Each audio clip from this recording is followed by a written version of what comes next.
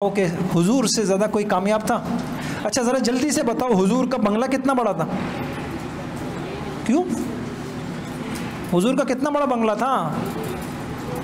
आजकल ये जद्दा वालों ने एक वो बनाई है जिसमें अहादीस की रोशनी में हुजूर अलैहिस्सलाम, वो होता तो मैं इनको दिखाता, अहादीस की रोशनी में हुजूर अलैहिस्सलातु वस्सलाम का घर दिखाया है। उसमें क्या क्या था भाई? एक चारपाई और एक मशकीज़ा लटका हुआ और एक चटाई और किचन क्या था? अलग से किचन था।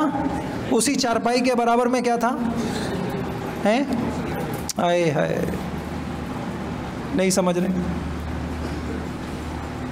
अब चाहिए आपको हुजूर का पड़ोस, क्या चाहिए? तो फिर चाहिए ऐसा घर? नहीं चाहिए? चाहिए?